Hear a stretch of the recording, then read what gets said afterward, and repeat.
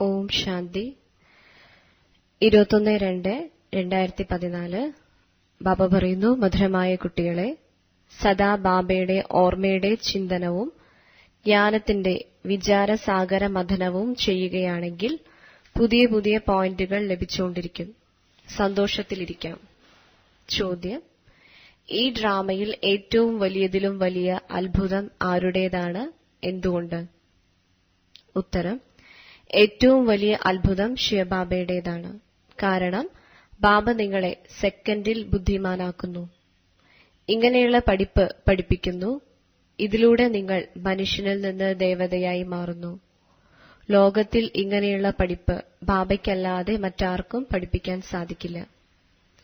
ജ്ഞാനത്തിന്റെ മൂന്നാമത്തെ നേത്രം നൽകി അന്ധകാരത്തിൽ നിന്നും പ്രകാശത്തിലേക്ക് കൊണ്ടുവരിക, വീഴ്ചകളിൽ നിന്ന് രക്ഷപ്പെടുത്തുക, ഇത് ബാബയുടെ ജോലിയാണ്.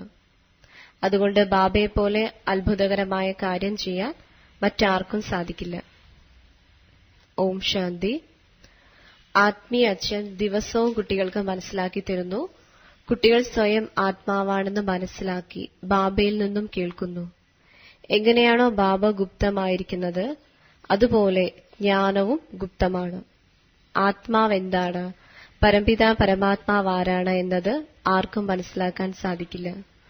നിങ്ങൾ കുട്ടികൾക്ക് ഉറച്ച വിശ്വാസമുണ്ടായിരിക്കണം. നാം ആത്മാക്കളാണ്. ബാബ നമ്മൾ ആത്മാക്കളെ കേൾപ്പിക്കുന്നു. ഇത് ബുദ്ധി കൊണ്ട് മനസ്സിലാക്കുകയും പ്രവൃത്തിയിൽ കൊണ്ടുവരികയും വേണം. ബാക്കി ജോലി മുതലായവ ചെയ്യുക തന്നെ വേണം. ആരെങ്കിലും വിളിക്കുകയാണെങ്കിൽ പേര് തന്നെയാണ് വിളിക്കുക. നാമരൂപത്തിലായിരിക്കുമ്പോഴാണ് സംസാരിക്കുവാൻ സാധിക്കുന്നത്. എന്തും ചെയ്യാൻ സാധിക്കും. കേവലം ഇത് ഉറപ്പിക്കണം, ഞാൻ ആത്മാവാണ്. മഹിമ മുഴുവൻ നിരാകാരന്റേതാണ്. സാകാരത്തിൽ ദേവതകൾക്ക് മഹിമ ഉണ്ടെങ്കിലും അവരുപോലും മഹിമയ്ക്ക് യോഗ്യരാക്കിയത് ബാബയാണ്. മഹിമയ്ക്ക് യോഗ്യരായിരുന്നു, ഇപ്പോൾ വീണ്ടും മഹിമയ്ക്ക് യോഗ്യരാക്കി മാറ്റിക്കൊണ്ടിരിക്കുകയാണ്. അതുകൊണ്ട് നിരാകാരന്റെയും മഹിമയുണ്ട്. ബാബയ്ക്ക് എത്ര മഹിമയുണ്ടെന്നും എത്ര സർവീസ് ഉണ്ടെന്നും ചിന്തിക്കണം. ബാബ സമർത്ഥനാണ്. ബാബയ്ക്ക് എല്ലാം ചെയ്യാൻ സാധിക്കും. നമ്മൾ വളരെ കുറച്ച് മഹിമയാണ് ചെയ്യുന്നത്. ബാബയ്ക്ക് വളരെയധികം മഹിമയുണ്ട്. മുസ്ലിമുകൾ പറയാറുണ്ട്, അല്ലാഹു ഇങ്ങനെ കൽപ്പിച്ചിരിക്കുന്നു. ഇപ്പോൾ ആരുടെ മുന്നിലാണ് കൽപ്പിക്കുന്നത്? ഇപ്പോൾ ആരാണോ മനുഷ്യരിൽ നിന്ന് ദേവതയാകുന്നത്, ആ കുട്ടികളുടെ മുന്നിലാണ് ആജ്ഞാപിക്കുന്നത്. അല്ലാഹു ആജ്ഞാപിച്ചത് ആർക്കെങ്കിലും വേണ്ടിയായിരിക്കുമല്ലോ. നിങ്ങൾ കുട്ടികൾക്ക് തന്നെയാണ് ബാബ മനസ്സിലാക്കി തരുന്നത്. ഇതാർക്കും തന്നെ അറിയില്ല. ഇപ്പോൾ നിങ്ങൾക്ക് മനസ്സിലായിട്ടുണ്ട്. ഈ ജ്ഞാനവും വളരെ ഗുപ്തമാണ്. ഭൗതികളും പറയുന്നുണ്ട്, ക്രിസ്ത്യൻസും പറയുന്നുണ്ട്. പക്ഷെ എന്തു കൽപ്പിച്ചു, ഭഗവാൻ എന്തു കൽപ്പിച്ചു, ഇതാർക്കും അറിയില്ല. ബാബ കുട്ടികൾക്ക് അല്ലാഹുവിനെയും സമ്പത്തിനെയും മനസ്സിലാക്കി തരികയാണ്. ആത്മാവിന് ബാബയുടെ ഓർമ്മയെ ഇല്ലാതാക്കാൻ സാധിക്കില്ല. ആത്മാവ് അവിനാശിയാണ്, ഓർമ്മയും അവിനാശിയാണ്, ബാബയും അവിനാശിയാണ്. പറയാറുണ്ട്, അല്ലാഹു ഇങ്ങനെ കൽപ്പിച്ചിരുന്നു. പക്ഷെ അതാരാണ്, എന്തു പറഞ്ഞിരുന്നു, ഇതൊന്നും പറയില്ല. അല്ലാഹു കല്ലിലും മുള്ളിലുമുണ്ടെന്ന് പറയുമ്പോൾ പിന്നെന്തറിയാനാണ്? ഭക്തി മാർഗത്തിൽ പ്രാർത്ഥന ചൊല്ലാറുണ്ട്. ഇപ്പോൾ നിങ്ങൾ മനസ്സിലാക്കുന്നു, ആരെല്ലാം വരുന്നുവോ അവർക്കെല്ലാം സതോ രജോ തമോയിൽ വരിക തന്നെ വേണം.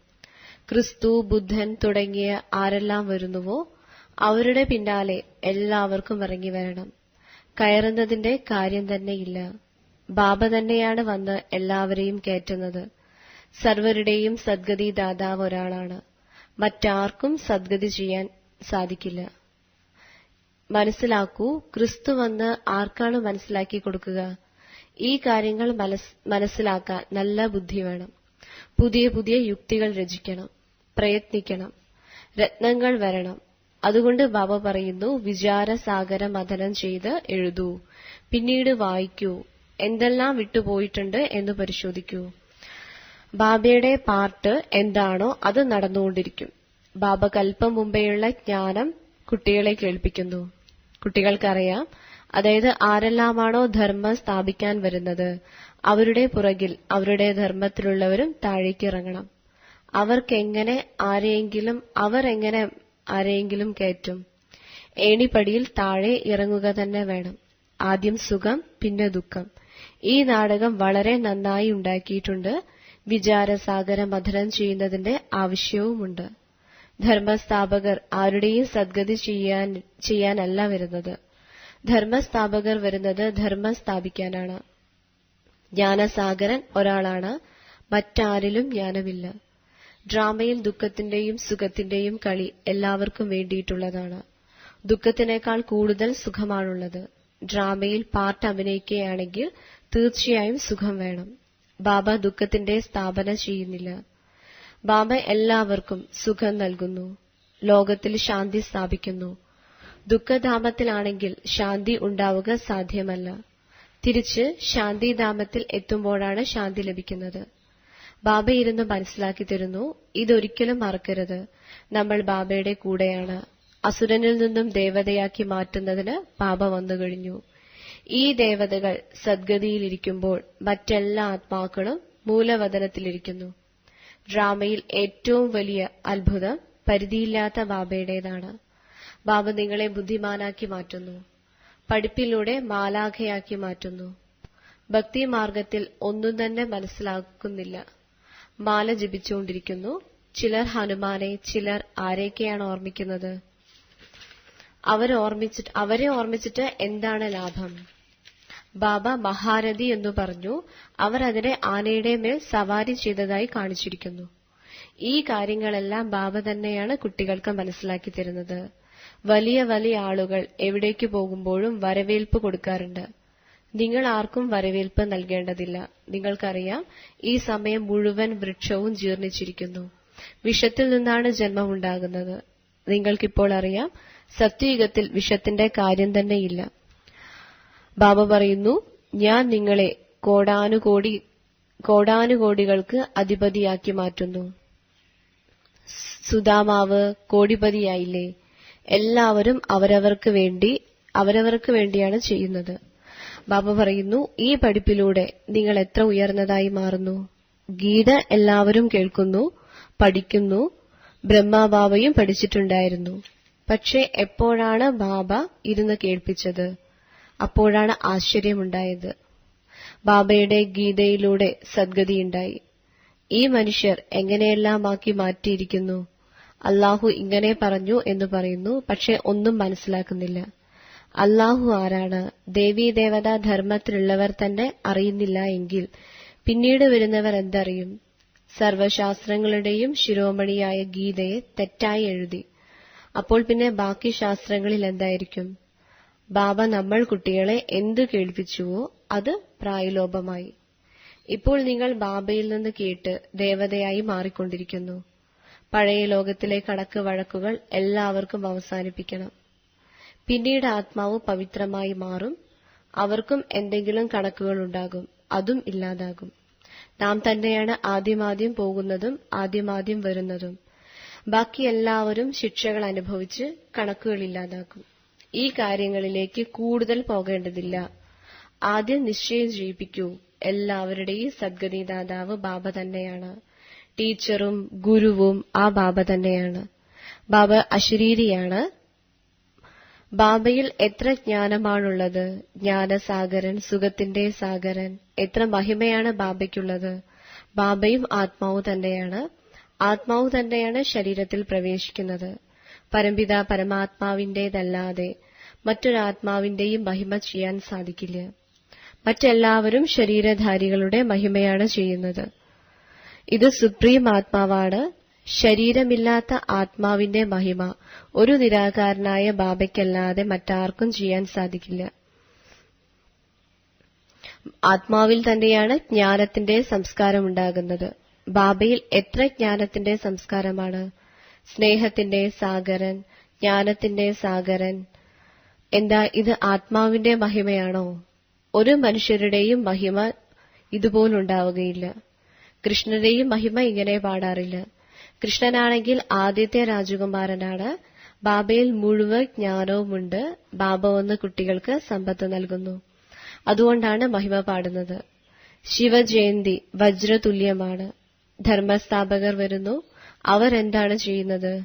ക്രിസ്തു വന്ന സമയത്ത് ക്രിസ്ത്യൻസ് ഇല്ല. ആർക്ക് എന്ത് നോളജ് കൊടുക്കും? ഇത്രയും പറയും, നല്ല രീതിയിൽ നടക്കൂ. ഇതാണെങ്കിൽ വളരെ മനുഷ്യർ മനസ്സിലാക്കി കൊടുക്കുന്നു. ബാക്കി സദ്ഗതിയുടെ നോളേജ് ആർക്കും നൽകാൻ സാധിക്കില്ല. അവർക്ക് അവരവരുടേതായ പാർട്ട് ലഭിച്ചിട്ടുണ്ട്. സദോ രജോ തമോവിൽ വരിക തന്നെ വേണം.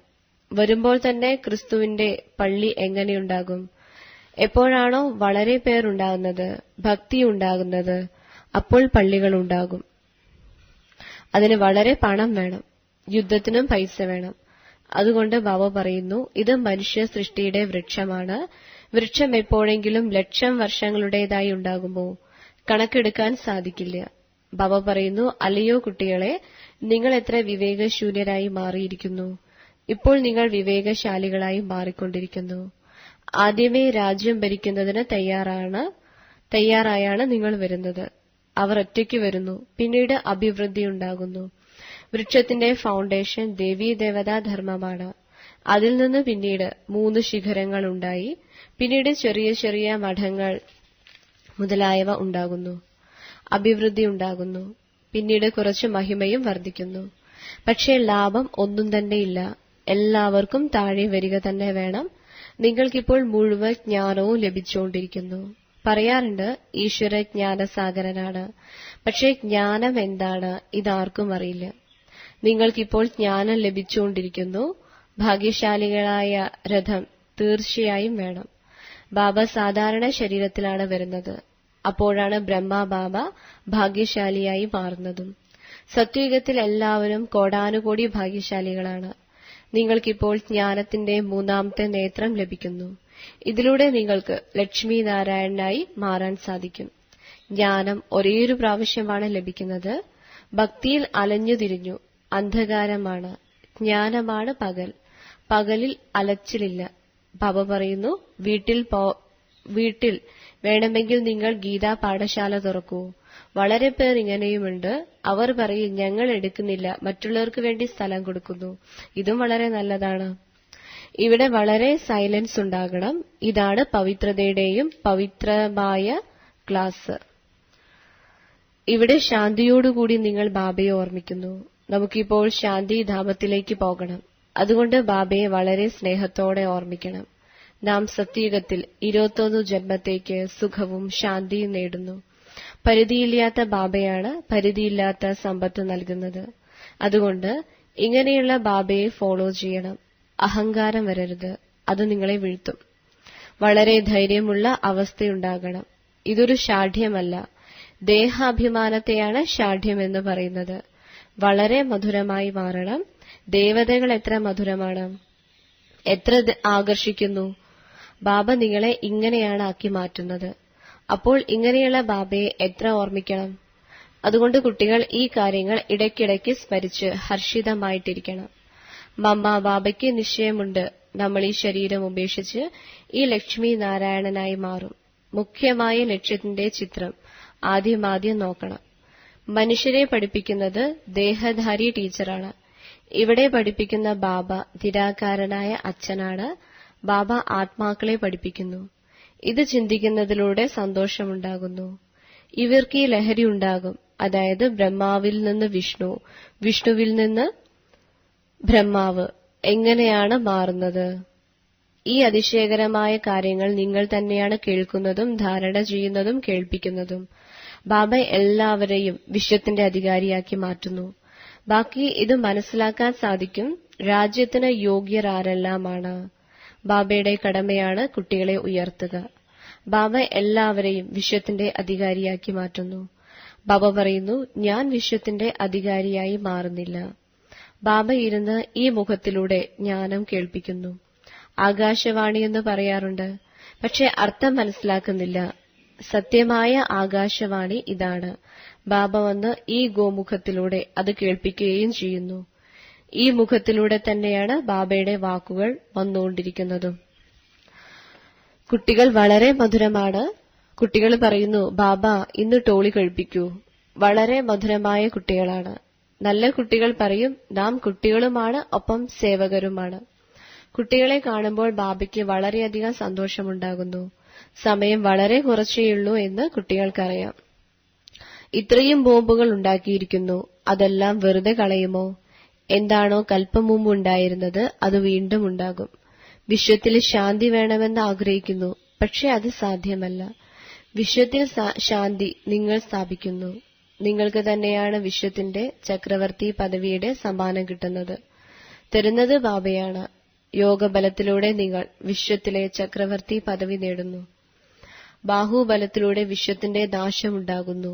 സൈലൻസിലൂടെ നിങ്ങൾ വിജയം പ്രാപ്തമാക്കുന്നു.